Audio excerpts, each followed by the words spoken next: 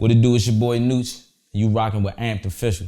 Oh, That's a bet, man. So where you from, man? Where you rapping? I'm rapping DC, man.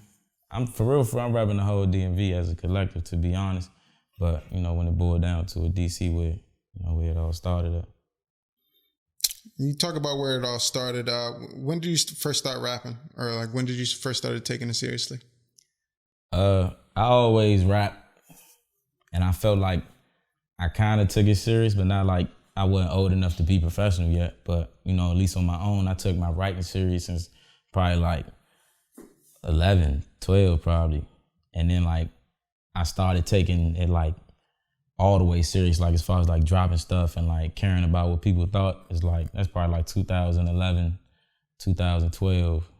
I was 17 when I dropped my first video on World Star. And that's when I just... You paid for it, or they picked it up on their own? Connections, man. Connections, bro. That's what's up. But so when you first started like writing and stuff, can you tell me a little bit about how that came about? Did you just like naturally like I'm writing all day, or like how did that happen? I mean, I came up in, you know, in DC hip hop for real. You know, a lot of people familiar with the Oi Boys chain. My father, One Way Booby, a pioneer in hip hop in DC, and subconsciously I was always around that. I wouldn't say I automatically like just knew this what I wanted to do, but it's something like, you know, that you soaking in just over time, like quality music and just seeing how certain shit operate. But it wasn't until we had moved to Atlanta in like 2008, 2009.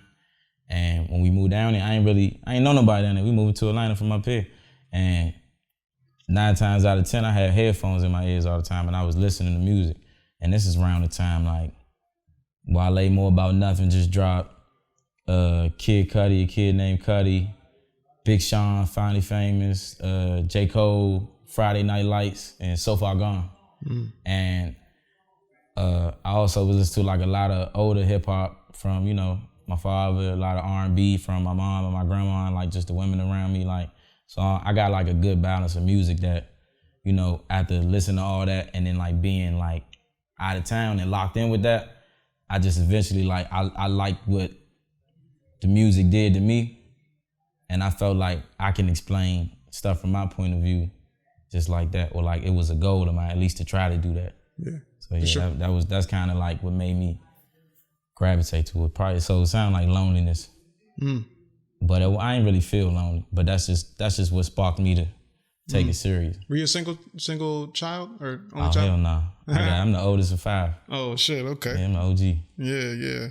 Man, I grew up with some siblings too, and it's like it's really nice to be able to bounce ideas and shit off of like. For sure, man. Yeah. I'm glad, you know, we was raised right, and I was able to, you know, give them good game and facts. Be able to learn a lot from dealing with them and being the oldest of that. You know what I'm saying? It made me not have kids yet. Yeah. I was gonna ask you what Oi is and what it represents, but you kind of touched on that. Oh no, for sure, man. Yeah, but I'm kind of interested because I didn't really know about Booby before you did. Sure, you know what I'm saying? So can you explain a little bit more about now? But shit, man, he been doing that shit. Like first project I think they dropped was 01. Booby and the Young Farmers. Okay. And the Young Farmers is niggas that was around Berry Farms. My father ain't from around Berry Farms. He's from Southeast too, but he ain't from around Berry Farms. But he started a group with niggas from around Berry Farms, and it was called One Way Records. And hence the OY. One Way Records was already taken. If you know the song Cutie Pie. Yeah. You're the reason why. That band called One Way.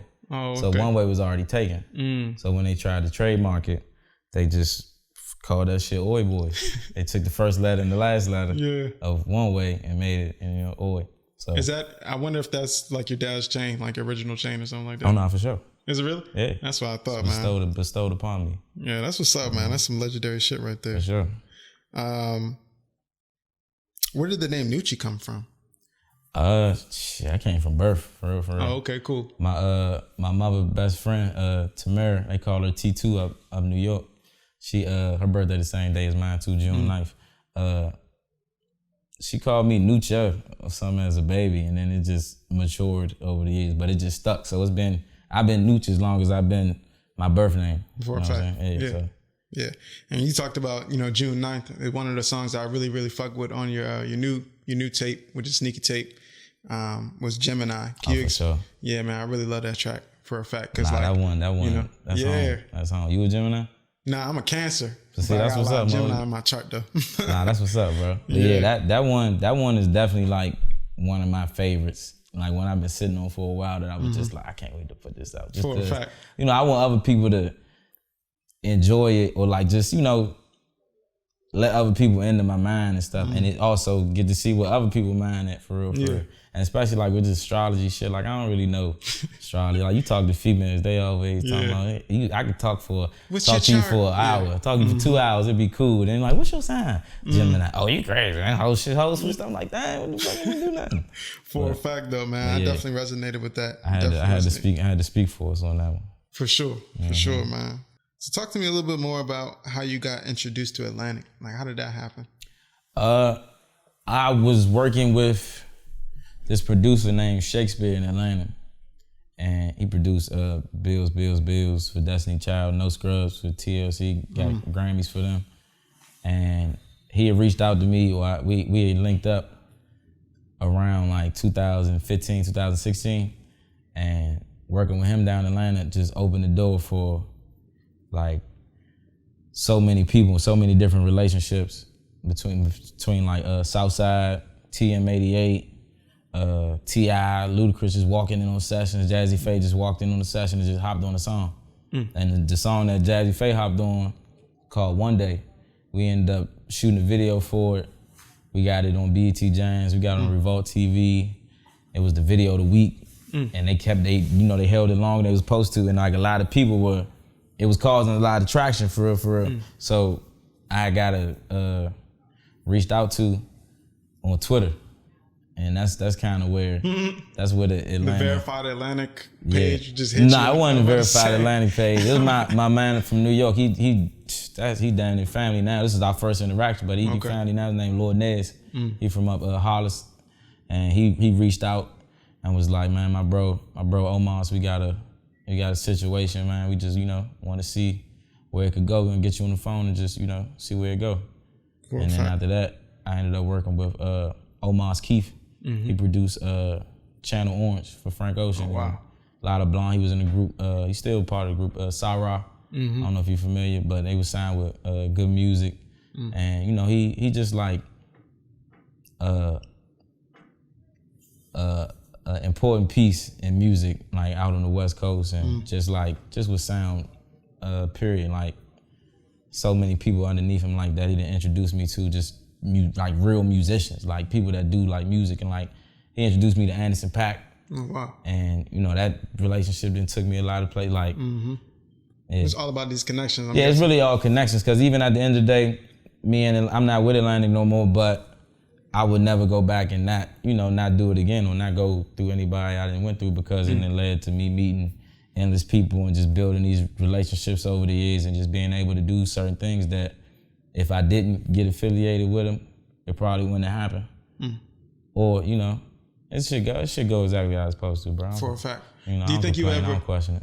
You think you would ever like full out sign again, or you think you're going straight independent or distribution style? Whatever makes sense. Makes sense. Cause even signing, like I don't got no harsh feelings about signing. You know what, you going in there with some leverage and some knowledge. You ain't gonna go in there and get fucked over cause you gotta sign that paper. It don't just happen. Yeah. But I'm not gonna say that like this game ain't treacherous and it ain't like no, pitfalls or anything that they try, tricks and shit. But as long as you knowledgeable and on your toes, you can't really get got. For a fact. I was going to ask you that too. Like, what was like one of the biggest lessons you learned from, that experience and then coming out of that? One of the biggest lessons that you still carry with you that's like still strong on your heart type.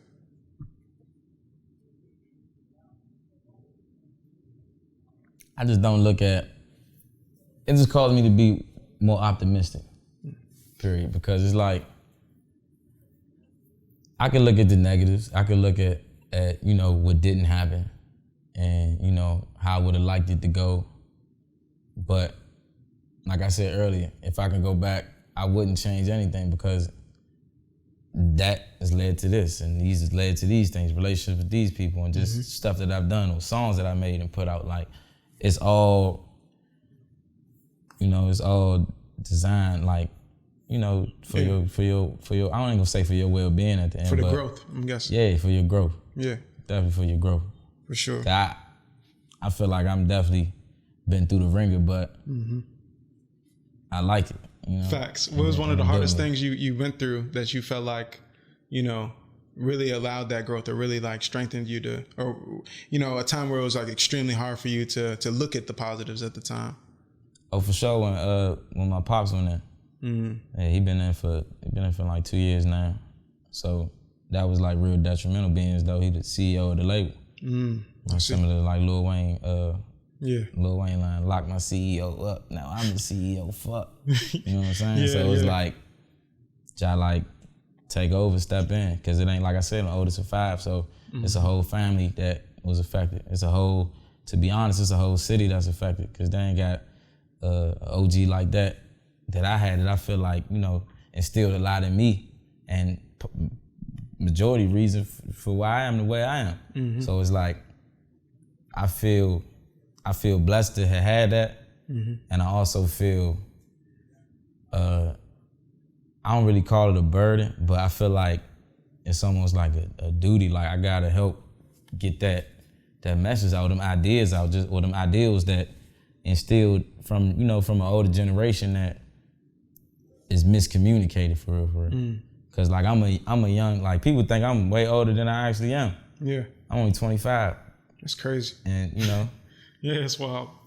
A lot of people call me mature, but for real, I like stupid, dumb shit. I like it, you know, I like the same shit everybody else like, for real. But I just was, you know, I was around the right people. I had that shit, all the right shit instilled in me to where, you know, I ain't gonna go out here and be no fool, for real. I got to see both sides. Yeah, I come from a similar background, you know what I'm saying? Like, I got to see both sides. My mom took me out of the hood. Like, I grew up in Philly, and then she was like, nah, we're going to Delaware, middle of nowhere, all the white people, all that.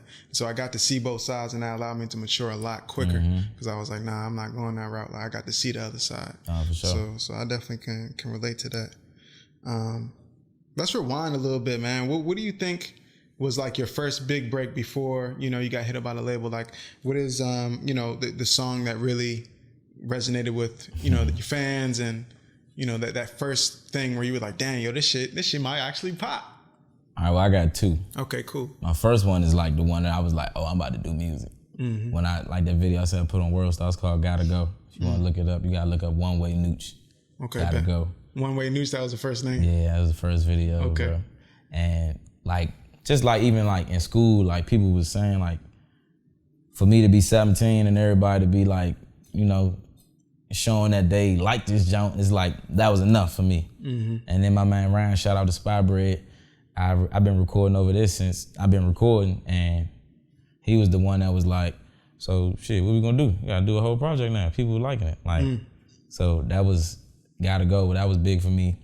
And it got like when I dropped it on World Star that day, it got like 100,000 views by lunch. By lunchtime. By lunch, bro. That shit was crazy. I was like, and then, you know, I'm already going into it thinking it's World Star. It's gonna be a bunch of hating ass comments, a couple thousand views, niggas joning or whatever the fuck. I might get some followers or whatever.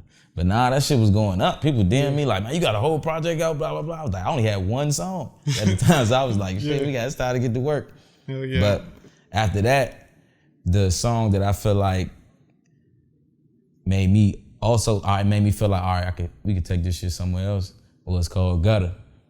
That's a lot of people would consider that like officially one of my first singles. That was from 2016. It's after coming down from Atlanta. It's a project called Product of the DMV. And it was technically the first project that I put out under the name Noochie. So it's like a rebirth. Yeah, so, and like to a lot of people, that's my first project, which I don't mind, because that's a hell of a first project if they think it's the first project. I'm like, cool, they ain't even see the growth up to it. But it's you know, it is what it is. But the Gutter jump definitely had me moving around the city. The video was crazy, and to this day, I think is one of the best videos to capture DC from the political scene to the hood shit to the in the middle, like that's the one you showed me where y'all was driving around the down. Yeah. And y'all was keeping up traffic and shit like that. Yeah, that's the Can jump. you talk a little bit about that? A little bit about how that video went down and like. Man, that shit was crazy. We had shout out to my man Doe, Cricket, Uno. We that was a hell of a process for that video. That's probably one of the most organized shits I've been a part of. Even though it looked unorganized in the video, like it just looked like chaos, but it was it looked like controlled chaos. Yeah. It's like, all right, we about to go here when we do that. That shit was like, we started shooting that at like, we probably got up at like 4 in the morning, started that jump. That shit was all day till the whole day. Till the night, for real, for real. That shit was cool.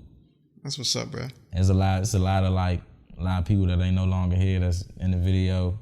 And that shit just mean, like it just mean a lot to me every time I see it, for real, for real. Like it was just, I just remember like what was going on around the city, like we was moving like as a unit, a mob going in these clubs and they DJ playing the record, they coming in like that shit. You know, it was just like the beginning. That was the first time for that. Like I've done it way more now, but I was stuck after that point. That's a bet. What's the favorite song, like your favorite song that you've written or that you've, put out? Or have you put it out yet? Nah, I definitely don't think I put it out yet because I feel like, to be honest, as long as I've been doing it, which has been like 10 years, it feels like now, I feel like I just started making shit that I really, really like. I feel like I've just tapped into the artistry where you feel like, you one with the music type shit. Like, I listen to it and I feel like if I ain't know me, I could know me from the music. So I feel like it ain't happened yet, but that Gemini Jones definitely probably like the closest thing. Yeah. For right now. That's what's up, man. 100%. That's definitely what's up. I got a song with Alex Vaughn called Too Grown that's coming out on my next project that is probably one of my favorites. What's the next project called? It's called Mask On. Oh, really? We got a release date for that yet or nah? We ain't speaking on that. If it was up to me, it'd be out already, to be honest. But, we gotta get it. We gotta make sure all the bells and whistles is on it. I don't want to be that artist just rushing shit out. But, hopefully January, to be honest, February maybe. That's what's up. It's coming sooner than later. At least the singles are gonna drop before something. But yeah. Definitely looking forward to it, man. That's me and Drummer Boy, executive produced that whole project. Definitely looking forward to that, man. Definitely looking forward to that. Do you have a favorite DMV artist? Somebody that came up? It's gonna sound so assholeish, but I listen to me more than I listen to anybody else, to be honest. Nah, man. And it's really on some critiquing, like being in the gym type shit. Like, that's what I be on. Like, if I gotta shout, let me shout somebody else out though. You don't got to, but I can definitely get what you're saying. Like, you training your ear for yourself. You know yeah, like that's why I said I just started making it. So it's like I'm my favorite now. Yeah. You talking about like all time? Just somebody from the DMV that you was just like, yo, I guess your dad would probably be up there. Nah, he was up there by like default though. Yeah. He definitely, I feel like, is one of the most underrated rappers from this area ever, to be honest. But as far as like people that, when I first heard him type shit, probably like Fat Trail. Fat Trail. When I first heard Trail No Secrets, that was like, I was like, oh shit. Yeah. It got me excited because I was like, hey, we here, bro. He reminded me of like DC Biggie, for real. No, I can see not necessarily just sounding like Biggie, but just like how with the shit he embodied, like, oh, this is a DC nigga, right here, type shit. Just seemed like good representation to me. Facts. Do you have a manager, man? Do you even have a manager, or are you doing everything yourself for like? At the moment, we got a team. I don't got no one direct manager, but like I said, this shit is based off of like 10 years prior to me even getting started. So it's like a lot of these relationships and shit just been built up over the years. A lot of this shit I couldn't even get a manager to do that, we've been able to do. So it's like we just go where the wind blows, man. For a fact. If the shit makes sense, then we fuck with it. Can we do that? We got some weird feedback on that for some reason. Sure. Just read what you just said. Yeah. All right. Shit, what was the question? I'm saying. You became a manager. I got a manager. Yeah. So do you even have a manager or like? Nah, I don't got one direct manager, but I got a team of people that we all make decisions as a collective, and just make sure everything makes sense. A lot of like I said, this been history go like 10 years before I even started rapping, maybe even longer. So it's a lot of relationships that's just been built, and once I got my feet in the game, I was able to move around and just build further on the relationship. So yeah, a lot of stuff just come from the lineage of it, and that's just being able to move around and be respected individuals. Yeah.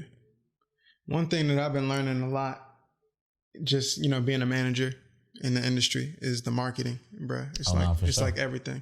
So can you tell me a little bit about your marketing process and like how you want to, not how you want to be viewed by the people, but like how you're kind of pushing yourself out, if you can say so.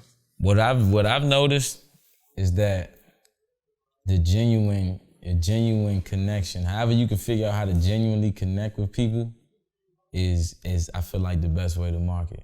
Because if you look at somebody like Cardi B, she's just like genuinely herself.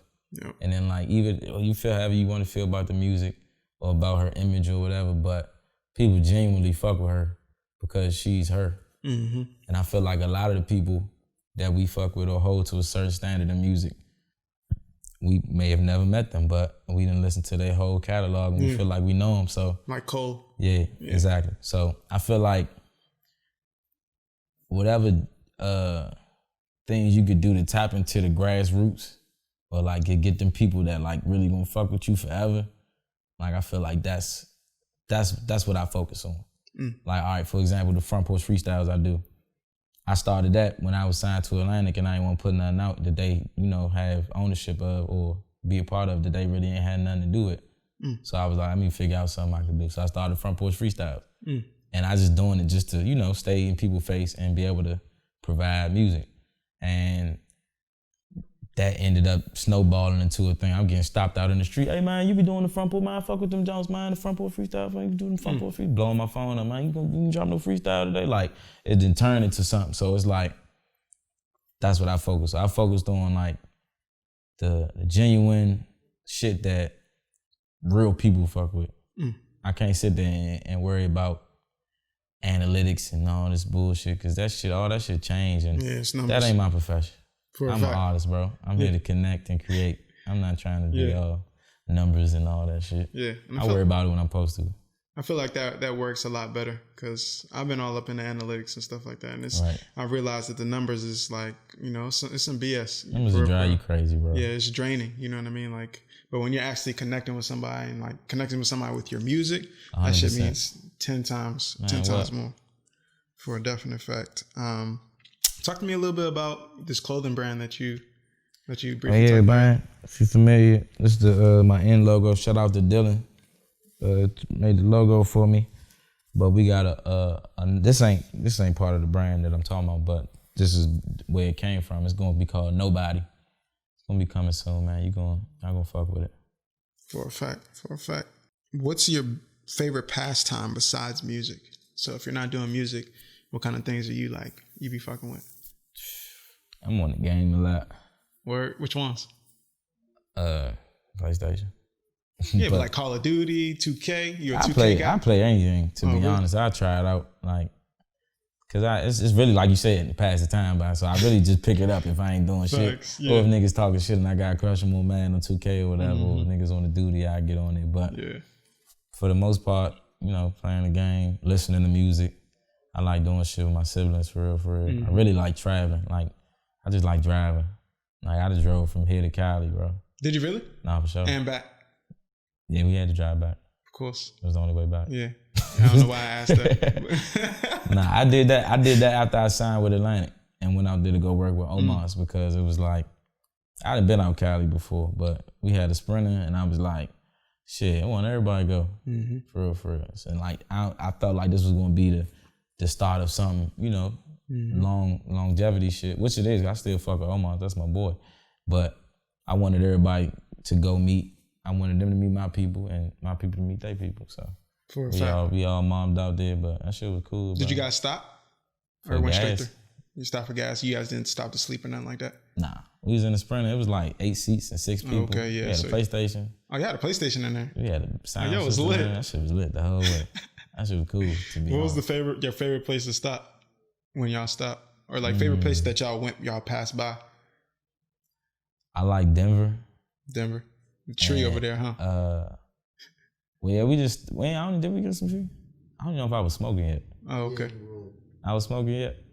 All right, my bad, nigga. Excuse me. My bad. Okay, anyway, we stopped back. We drove through Utah. We ain't stopped in Utah, but I just like what it looked like. By the mountains? Or? It looked like, if you look at the Utah Jazz jersey, they got like this, it's like a orange, a light orange, dark orange. Like, that's what the whole state looked like. Like, it just looked like this orange shit. I don't know if you seen the Flintstones or whatever. Like, it looked like that shit. And I was like, that look like I'm in fucking the Road Runner. Yeah, some shit like a whole movie type shit. Yeah, that shit look crazy, but I just I like traveling and seeing different shit. I like San Francisco too. The Bay, that shit was cool. Facts. I like all that shit, but I just like seeing places I ain't never seen before. Milwaukee, cool as fuck. I've been all over this jump for real. For a fact. But yeah, I fuck with Milwaukee, San Francisco, Utah. I fuck with how Utah look, but that's it. Yeah. I ain't trying to stay in Utah. Yeah, probably not. Probably not. They probably got the Trump flags hanging up like crazy. Nah, we stopped at a gas station in Utah. I was like, what the fuck is going on? What the fuck is going on? Facts. You talked about your life in production for a little bit. How did that happen? Like, how did you start getting into like film production and like different, like that film production world?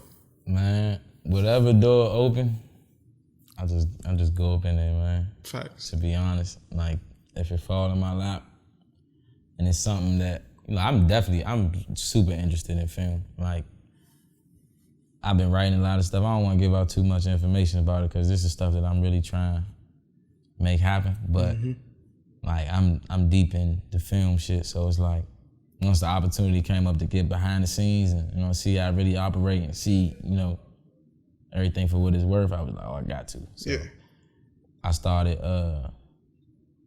I got on one production, and then after that, it just snowballed to a couple other ones, like relationships. For a fact. Yeah.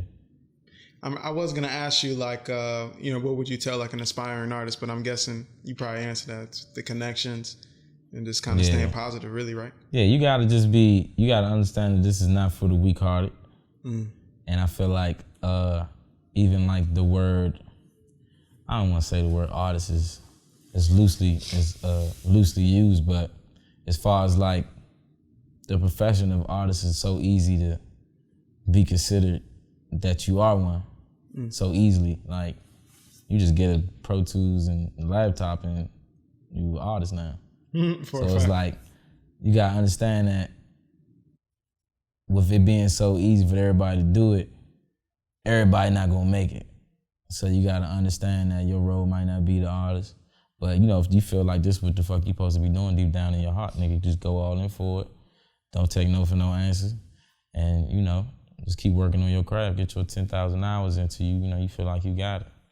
And build good relationships, genuine relationships. Like don't just try to use people. I actually wanted to ask you this, man. What was one of your like the movies that really inspired you? Like if there's your favorite movie? My favorite movie of all time is Money Talks. Money Talks? Chris Tucker and Charlie Sheen. Yeah. That's my favorite movie. And now that I like anything Ice Cube is involved in. I'm a big Ice Cube fan, like as a person and like as the entertainer, but like actually like as a person, like just to see like the shit he's accomplished and other avenues he got into and been successful in, like that's inspirational to me. For a definite fact. So now we're gonna go to our food edition. Do you have a favorite food? Not like one? I don't know. I'm pretty open. I like trying new shit and all that too. But dang.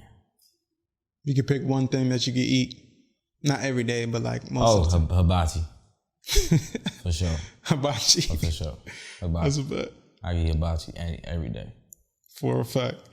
I don't really fuck with Benny Hines like that though. No, why not? I don't know. It don't taste like It the don't rest taste of right.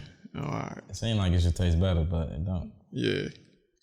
So what's a place that you would always, or the first place you would think of if you're taking a shawty on a date? Out here, Yeah, out in the DMV. I go to Grace's. Grace's? Down Where's that the at? harbor. I never heard of that. Down the harbor. Oh, down the harbor. Yeah. Oh, okay. It's a mandate. By the wharf? Or not? Oh, you said harbor. Man, I'm Mandarin, Manda. What the fuck is it? Mediterranean?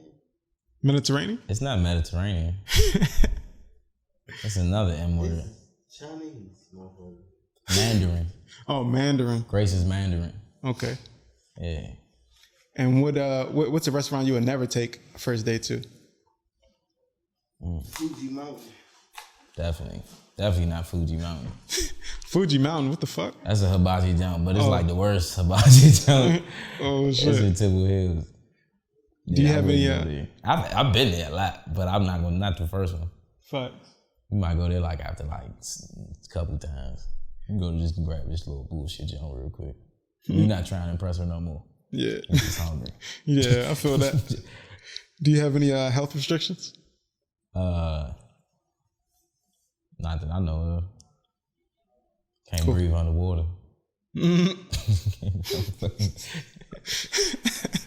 What it do? It's your boy Noochie, straight out of DC, rapping the DMV. Make sure y'all follow me at Noochie Music.